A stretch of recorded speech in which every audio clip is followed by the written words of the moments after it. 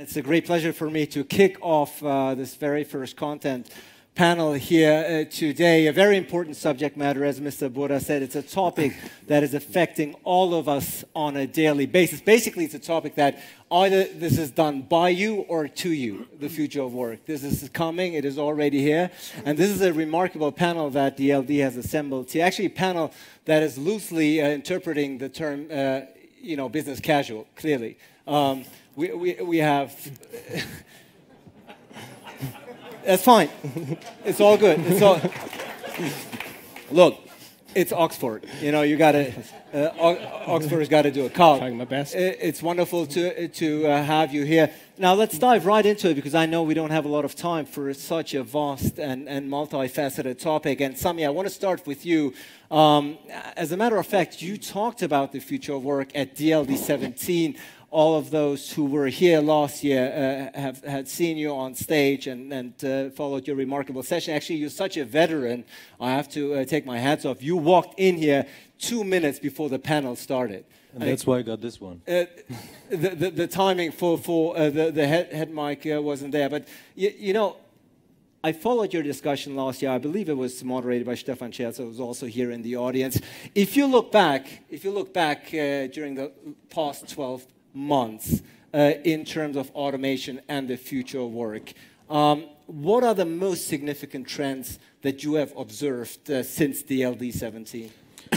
Well, I think there has been a tremendous change in the way that machines, autonomous machines, automation is being perceived, also in general public.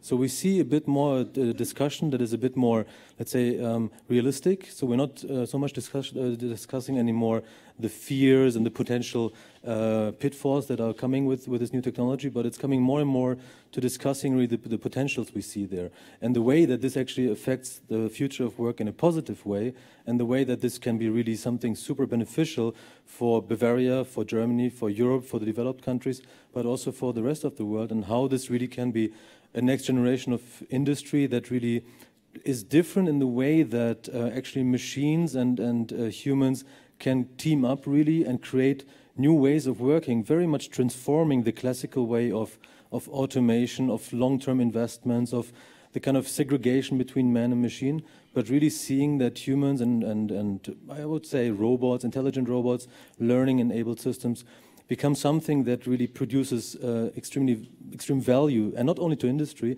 but also more and more to our everyday lives. So this is becoming a very vast trend, and I think what is also very interesting is that this huge trend in AI we see worldwide is now becoming a manifestation in the sense that the embodiment via robotics, via all kinds of machines in industry, we see lots of drones, we see more and more systems in healthcare applications and so on and so forth, really benefit from this unification of automation and digital technology, algorithms, intelligence in the algorithmic sense. And this, I think, creates enormous potentials all over the world. And you're certainly one of the foremost experts in Germany, if not beyond, on the topic of robotics. Interesting for me to hear that you're saying it usually was the threat, the balance between threat and challenges. Now people emphasizing and focusing much more on the potential of this particular subject matter. Now, Carl, of course, you're at Oxford University at the Oxford Martin School, which, for those who might not know, is regarded the world's leading program on the future of work. That's why, of course, I'm very curious to hear what trends you have been observing throughout the past 12 months. Well, I think it's right that the public discourse is slightly changing, and we slowly coming to terms with that these sort of extremely radical proposals of mass unemployment are unlikely to happen. The flip side of that is that we are getting slightly sort of overconfident about that there is no real problem. And if you look at what has actually happened in nearly every advanced economy over the past 3 decades, is that we've seen middle-income jobs disappearing across the board. We've seen growth in high-skill domains, and we've seen growth in low-skill, low-income domains. That means, broadly speaking, that there have been winners and losers to automation. Even the people that are not necessarily left unemployed, but shift into a job of lower pay and lower social status are net losers to automation. And if we look at who these people are, we can identify some dividing lines. One is education. People with a college degree are vastly more likely to shift into a skilled, better paid job. Another one is actually sex. Women are much more likely today to be found at work in front of a computer. The flip side of that is that men are much more likely to be found at home in front of the television. And it's actually an extraordinary fact, I'm not joking, how much time middle prime-age men spend in front of the television today. And if you look at labor force participation, almost across the board you see a decline in men's propensity to work. And much of that is a result of automation placing us in tasks demanding physical skills. We have lost our comparative advantage in the labor market, if you like. And the social consequences of this is devastating. Men in areas that where manufacturing jobs have disappeared have a much more low probability to get married. We know that parents' propensity to get married has implications for the future opportunities of children. Those regions have higher rates of crime, higher rates of unemployment, higher rates of mortality, alcohol and related liver disease. So we're seeing some parts of countries fracturing. And the problem is we're focusing too much on the average, right? If you have one hand in the refrigerator and the other one in the oven, on average you're feeling quite well, right? But of course, that's rubbish. So what we should do is to realize that maybe we don't going to have mass unemployment, but there's a transitional cost of substantial, and we need to manage them. Yeah, well, don't try that oven and fridge thing at home. But I'll tell you what, you talked about winners and losers. Both we will dive into more depth in just a while. But you also mentioned education, which I found interesting. And that's why Bernd Huber, Professor Huber, president of the Ludwig Maximilian University here in Munich, of course, is a great partner to speak to about that. Now, we have Minister Eigner here as well. When it comes to education, is Germany, are we prepared to educate the next generation who will be facing automation and dealing with the future of work in such a vast and significant manner? Ali, first, sorry that I'm wearing a suit, but I left the tuxedo at home, therefore I try to be as casual as possible as university president. Well, I think Germany is quite well prepared to change this, to accept these changes which are going on. Germany has undertaken a lot of investment in its higher education system over the last years. Of course, we face a lot of challenges because digitalization is a cross-cutting issue affecting many areas in our universities. You have two researchers who are present here, who are working, who are thinking about what are the implications of artificial intelligence, robotics, of automation. You have a change in the methods of many researchers. You have the issue of big data, data science. You need better statistics. You need additional education in mathematics, statistical applications. And of course, you have a huge change in education of students, both for undergraduates and graduates. You need better qualifications in terms of computer science, in terms of statistics, mathematics, and this will also affect areas like humanities, arts, and other fields where, for example, Hubert Bohler is one of the experts in arts and as an art historian. Therefore, you have many effects across the universities, and what we try to do is essentially to adapt to this and to take up the opportunities which come up, and I think the German higher education system is well prepared for this. And there are many chances, as you said. What you can see is that graduation from universities significantly benefit over the last years. You get a large premium, which is sometimes called the college premium, the graduate premium, and it turns out that it's highly attractive to get to a university, and I must say in particular to the LMU. Well, I give you that. But, you know, so Germany is very well prepared, you say, very optimistic statement. Now, Sami, you said that robotics are becoming a mass product. That's an inevitable process that we are already in the midst of. Are we prepared? Are we prepared as people, as humans for that development? Yeah, I think this is maybe one of the most essential questions we should ask ourselves every day. Because let's first try to recapitulate what is really happening and why do I say robotics is becoming a mass product. So we see this in kind of small robots running around, cleaning the floors, out in the green, also doing lawn mowing and stuff like that. We see this in drones, right? Millions of drones are being deployed every year. We have seen this not so much in industrial robotics because the numbers are very low or used to be very low. They are in fact only 300,000 to maybe a little bit more per year, which is a quite small number if you think about mass product. This is now tremendously changing. Why is that? Because we have now reached a stage where robots become more than pure automation in the classical sense. So robots become smart, they can actually feel, they've got a sense of touch, they're safe for use, they come out of the cages, everybody can program them, so they are becoming really accessible to people and also affordable by means of pricing. So we're now designing robots that really can be used in everyday situations, so far more or less or more and more in industry, but I think within the next 5 to 10 years this will also come to the general public, to healthcare sectors and things like that. So I think really we will go into the millions of robots over the next years, and this is already happening. We're in the middle of it.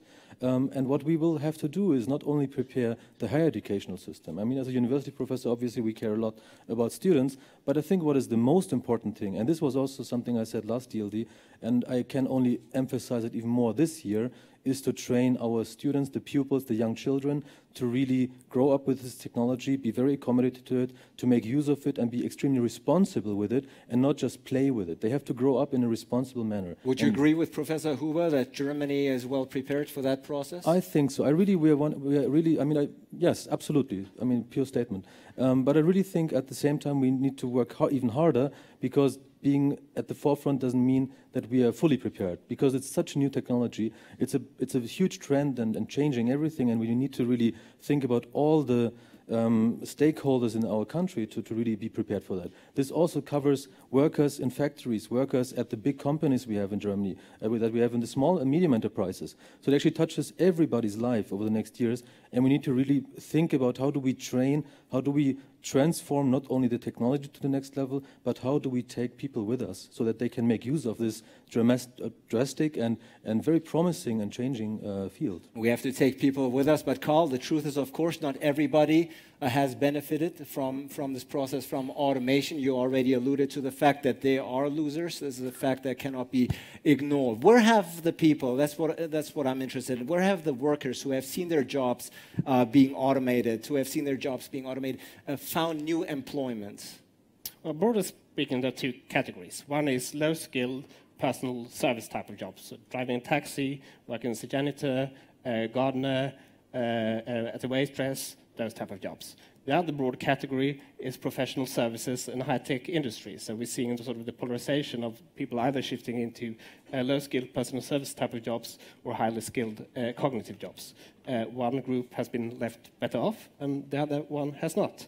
But I think that goes to what sort of the automation dilemma is in general, that even if we think that the quantity of jobs is not the problem, we displace one job, we create a new one, we see that those jobs are being created for an entirely different breed of worker.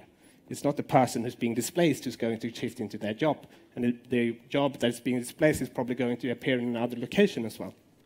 And what we're seeing increasingly is that new jobs tend to cluster. They cluster in highly skilled cities where companies take advantage of having an educated population and the proximity to other similar companies. We're seeing that in the United States, we're seeing that in the UK, and we're also increasingly seeing that in Germany, where tech clusters are emerging in cities like Munich. What that means is that a massive relocation of the workforce is going to be required across regions as well. And of course, the German idea, the idea of a country, the European idea, is built on convergence, regions converging in terms of income. Exactly the opposite is happening. And that's the reason why people in countries like the United Kingdom, Germany, developed rich countries increasingly also live in completely different realities. And I think this is a process that's going to continue for the foreseeable future. Professor Huber, again, not everybody is a winner when it comes to automation and the future of work. As a matter of fact, the OECD has published in a report that income inequality is on the rise, is rising. Many fear that automation will only enhance this dilemma. Therefore, many thoughts are out there, many ideas are being put on the table, such as the universal basic income, some sort of social protection.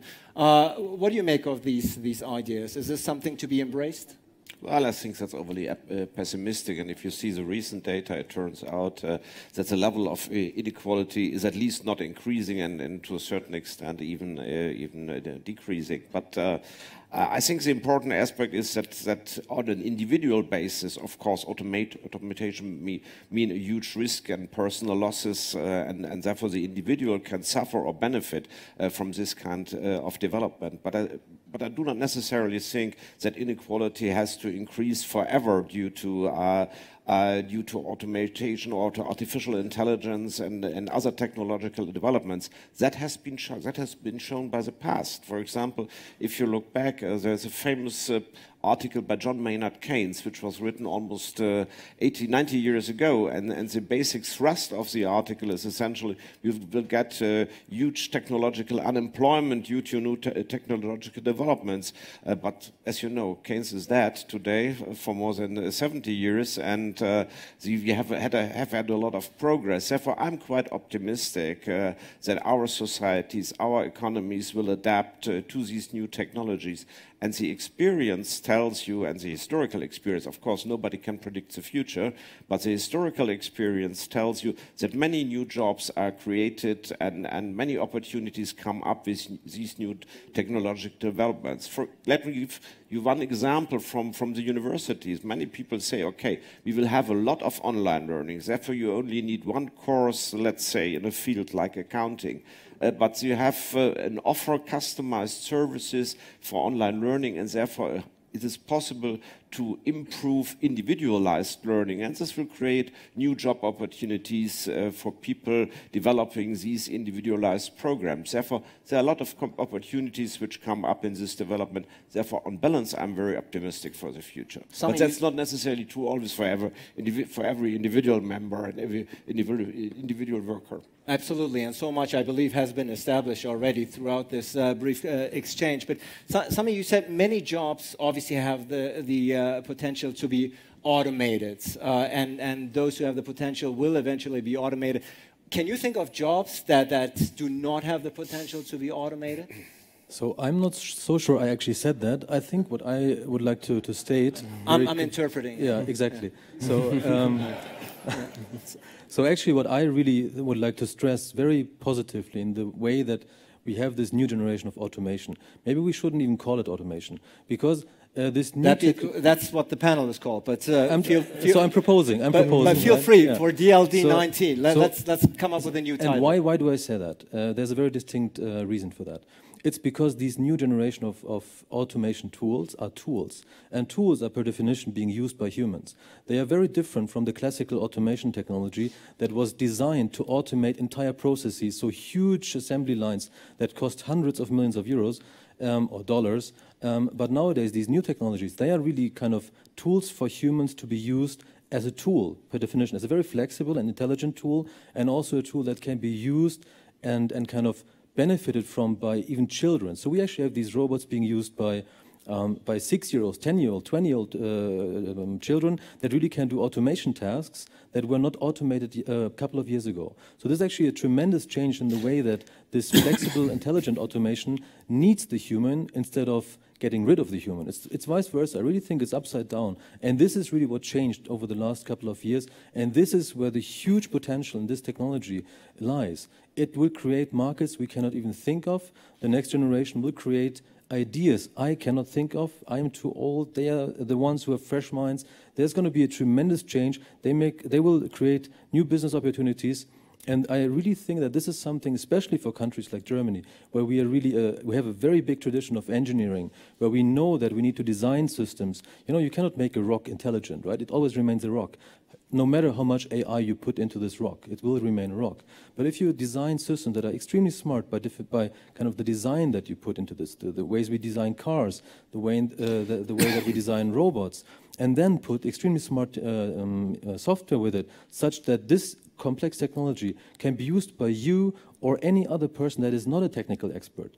then this is democratization of a technology, and this will open up things that you and me maybe cannot imagine at all. And I really think this is a tremendous change that we're observing now, and it comes with this technology breakthroughs we see over the last years, and it's very hard to predict what comes in the next years, so I totally agree on this, but I really and truly believe the realistic scenarios we see nowadays and the real-world application that happened over the last couple of years fundamentally support my statement there. Carl, I'm sure at the Martin School, please go ahead if you feel the urge. Don't let me hold you back. But Carl, if you look at other countries, we talked about Germany for obvious reason, DLD is taking place here, but I'm sure at the Oxford Martin School you're doing comparative studies and see which countries are apt and successful in making the transformation to a digital society, to digital economies. Are there any countries you would like to praise, any countries you would like to point out in a positive way? Which ones are successful? Well, it depends what you define success as. So if you look at the frontier, there's without question the United States is the frontier. In Europe, we see United Kingdom is doing fairly well in terms of machine learning, artificial intelligence. Sweden is doing, and the Scandinavian countries doing quite well on the startup side as well. But I would like to sort of go back to one point, because I think it's absolutely true that many of these technologies that emerge complement our skills, makes them more productive, enables wages to grow. Over the long run, this is something that is hugely beneficial. It's also certainly true that there are jobs that will emerge in the future that we can't possibly imagine, and it's also true that many jobs that have been automatable for a long time haven't entirely disappeared. So take the job of a bank teller, for example, right? There are still bank tellers in our banks, despite the fact that we have ATM machines, right? You can push a button and the cash comes out, right? But what are the bank tellers that are still working in the banks doing? They're doing a completely different job. They're basically relationship managers, the various branches. The bank teller of the 1970s no longer exists because his skill set is completely useless for the job of a bank teller today. So even when technology complements our skills, it doesn't mean that the worker, if we take the worker point of view, who is sort of where the technology is being adopted, that he's going to remain. I mean, if you take Ericsson, with the headlines recently, firing 1,000 workers, hiring 1,000 new ones, that is what's going to happen. We're talking here about the future of work at DLD. Of course, in the audience, many foremost thinkers and experts here on the panel, but also in the audience. Easy to forget that more than half of the world's population is still offline. More than 4 billion people are living offline. If you just take countries, for instance, like Bangladesh, if you take Nigeria, if you take Ethiopia, we take this for granted and as a given. And talking about the future of work, that's why Professor Huber, on a global scale, let's forget about Germany and forget about Europe for a second. On a global scale, how do we narrow that gap so that everybody can benefit from this, for lack of a better term, forgive me, Sami, automation? Yeah. That's really an easy question, I must say. All over the world, yeah. Well, I think there are clearly countries where we have a huge, which lack elementary development in many respects. We have this huge issue of Africa, which affects us in many ways, concerning migration, refugees, and so on. Therefore, that's I think a somewhat different issue. How we can help these countries to develop and to make some significant progress. The interesting question, of course, is what will happen in the future to the different fates of different countries. That's very difficult to predict, at least for me. Maybe you know more about this than I can do to assess this. My feeling is that on balance, we can be quite optimistic concerning the future. There tends to be a lot of worries concerning what happens to individual jobs, that there might be substitutions, that jobs might get lost. And one thing, the only thing which I found worrying was actually when I was sitting preparing this panel, I was thinking, is my job safe? Well, I think it's relatively safe and cannot be automated, but there are certain things which I'm doing which can really be moved out of my office. That's signing documents and this kind of stuff.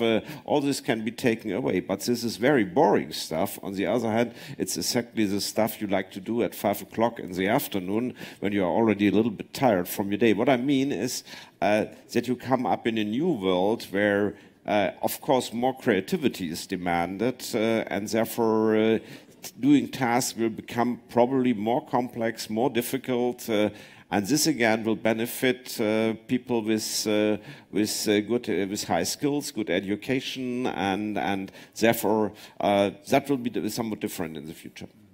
And let's talk about the future, because I've been told that the German foreign minister is on his way. So, Sami, if we look at the future, and particularly about the future of work. Now, there are a lot of people who are saying, you know, technology, as much as we embrace it here, obviously, in this room and make a living of it, should be at the service of human beings and not the other way around. Work, at the end of the day, is something that gives us purpose, something that gives us dignity. Now, automation, profit, increased efficiency, all these things are good and well. But at the end of the day, it's us human beings, no, that needs to benefit from that. Do you see that perhaps the process, and the Cardinal may agree with me, perhaps the process that we have engaged in, this highway that we're on, is neglecting that aspect a little bit and not taking human interest into account?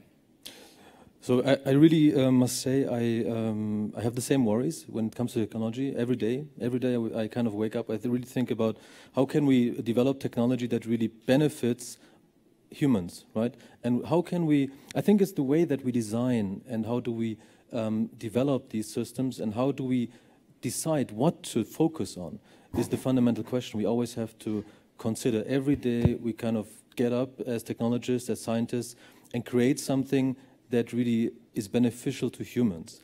And this means a fundamental paradigm shift in the way that you work as an engineer, that you work as a roboticist or as a computer scientist, because you kind of have a process that we call human-centered design. And this is not only a kind of UI, UX, so user interface or user experience question. It's a question of what do you want to solve as a problem over the next decades. So if we develop robots, then things we want to help with is to relieve people from laborious, possibly dangerous works. That's a very clear benefit for humans that maybe today do a certain job that is to a certain extent very dangerous, and we give them a tool that makes this job less dangerous, for example. The other question is, if you think about our healthcare systems, the way that, especially if you get older, it's one of the fundamental problems is how can we actually support the healthcare systems to enable elderly people to stay at home and be autonomous as long as possible with the limited workforce we have. So we don't have unlimited workforces, obviously, right? So we need to use systems that we call assistance systems. And the name by definition tells us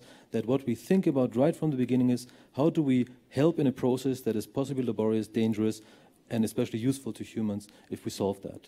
Right. Carl, you wanna chime in? Also, perhaps take the same question about how this process will benefit us at the end of the day, and not see a huge part of world population suffer because of the goal for higher productivity and increased efficiency. How do we ensure that both go hand in hand, that human beings are still benefiting from this and still be part of this? I think the only thing we do actually know about the future is that we're quite bad at predicting it, so maybe in a way we should refrain from it. But if we go back and look at previous technological revolutions, what we do find is that we have adjusted quite differently. So during the second industrial revolution, sort of the displacement of mechanization of agriculture and the shift into more of the factories, we found that people adjusted quite well, right? People were shifting in from low-paid agriculture jobs to quite easy, semi-skilled sort of assembly jobs in the factories, and that transition went quite smoothly. But if we look at the very early stages of the Industrial Revolution, what we saw was essentially artisan men being displaced by women and children in the factories, right? A completely different breed of worker. If you look at the 7 first decades of the Industrial Revolution, you find that by almost every measure, the population was left worse off. We know what happened thereafter, the greatest surge in growth that we have ever seen, and also the greatest boost to the middle classes that we have ever seen. And it's entirely plausible that we are going to see sort of an industrial revolution in repeat. The point is that in the long run, we're all dead, as Casey used to say. And also the short run can determine the long run. if we don't benefit from technological change, or a lot of people don't, why should they opt for it? If we ask ourselves why people are turning to political forces that to us seems completely alien, well, those outcomes in the short run will also shape our future. So I think we need to realize that automation comes with quite substantial adjustment costs for parts of the population that could potentially have political implications, and what we do is what will shape our future. But I think realizing that some people will lose out and will opt for change is an essential first step. Connell listened very intently and carefully about what you were saying. And since we have Minister Aigner still here, perhaps Carl also, what's the role of governments here? I mean, is this something that governments ought to, must regulate this process, or should they just get out of the way not to do any damage? Well, I think... Cardinal is not government. Education is one obvious aspect. I think it would be silly to say that the government doesn't have a role in expanding education. Government can play a role in providing housing in actually the places that are expanding. If we think that a lot of people are going to move from the old sort of rural areas to Munich, we need to divest housing in contracting areas, build housing in expanding ones. We could think about things like relocation vouchers. So relocation is an investment. You pay to move for potentially getting a job somewhere else. Government could potentially subsidize people switching locations. We can also realize that people if you go to Sweden, for example, where I'm from, people tend to care slightly less about automation than they do in places like the United States, for example, because, I mean, if you lose your job, it's not that terrible. So maybe social safety nets play a role as well. So clearly there are sort of a package of things governments can do. I don't believe in easy solutions like basic income for everyone and that solves all the problems, but there are a number of things that governments can do indeed. I've just been told that we're actually extending this talk, which I'm quite grateful for, because I still have a few questions, so it suits me rather well until we wait for the German Foreign Minister. Sami, perhaps you want to also take the question about the role of governments? So I actually must say, I think it's a discourse about the entire society. So I'm not so sure the question is, should only the government be involved? No, I think we all should be involved as humans, as participants in our society.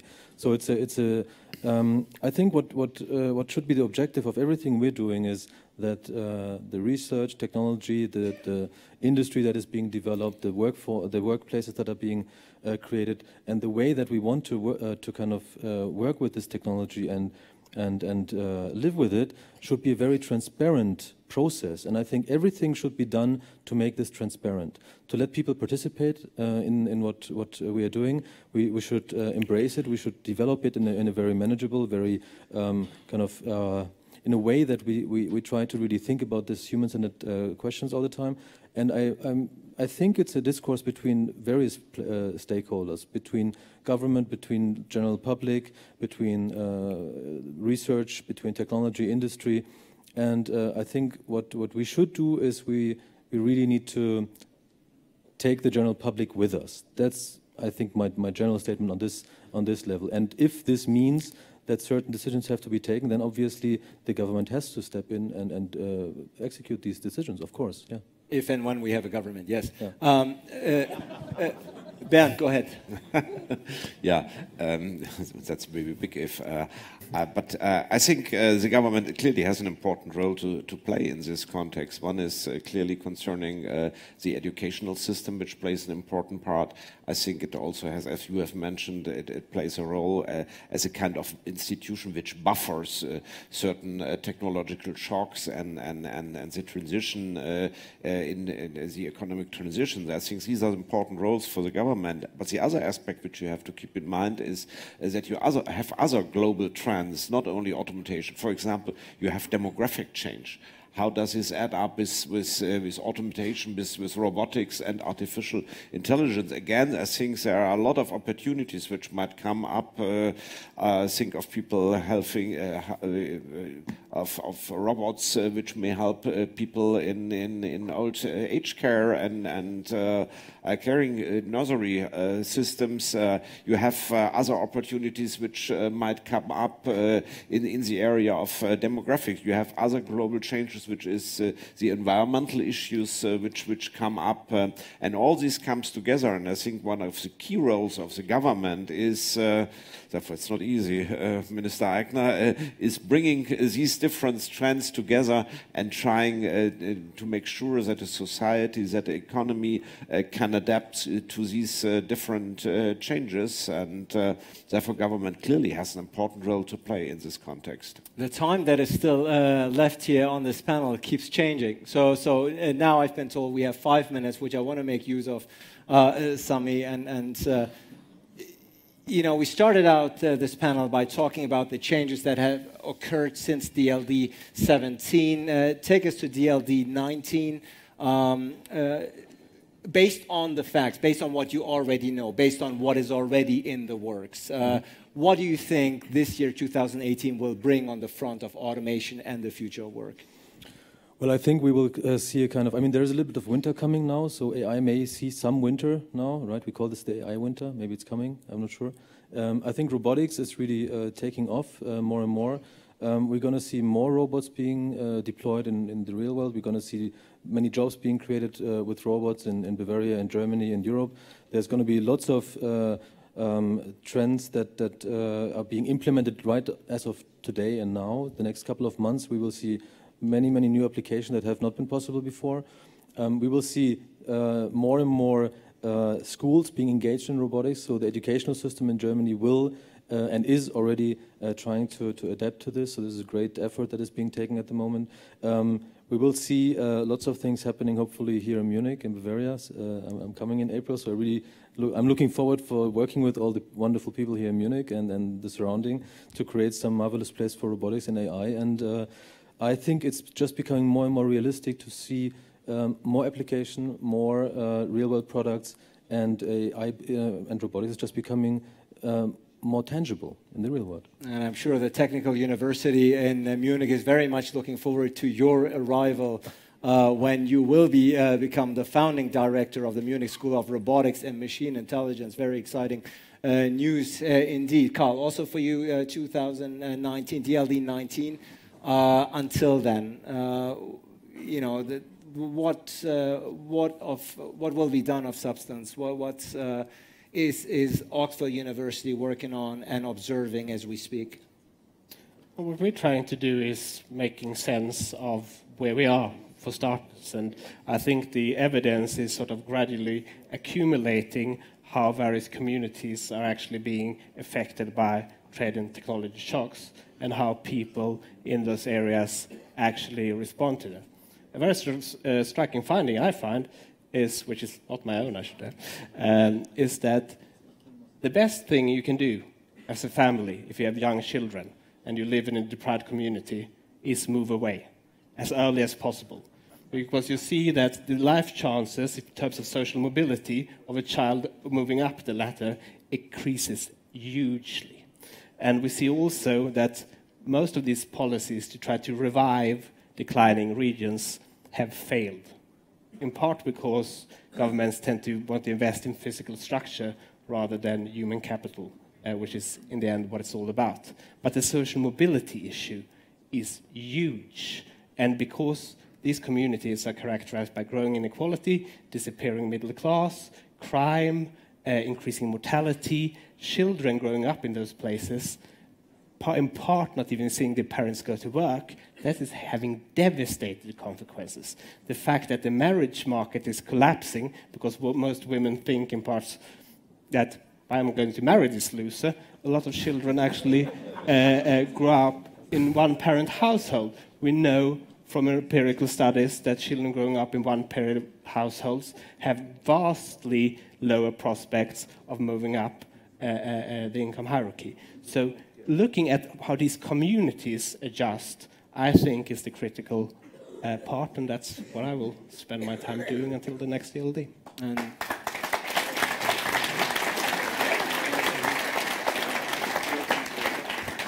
Sami, you made it abundantly clear that you don't like the title of this panel, or rather the term automation. Now's your chance. What will this panel be called next year? Learning machines for everybody. I think the people of the DLD folks have taken notice. Now, I'm looking at my good friends asking. I feel like a pilot who's not allowed to land. You know, it's just keep it from the control room. It's like, no, do another round. You know, the airport is crowded. It's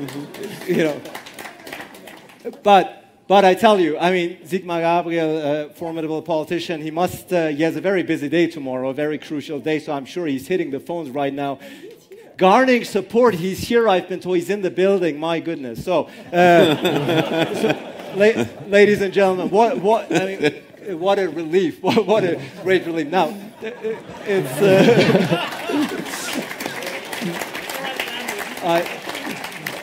I think this is what you call a punctual landing then, in that regard. Ladies and gentlemen, I think those three gentlemen here on this panel have proven why they are experts, foremost experts, internationally recognized experts in the field of automation and the future of work. So with that, I thank you for your attention, your patience. Looking forward to the Foreign Minister. We're going to end this, of course, with a great round of applause for this fabulous panel. Thank you.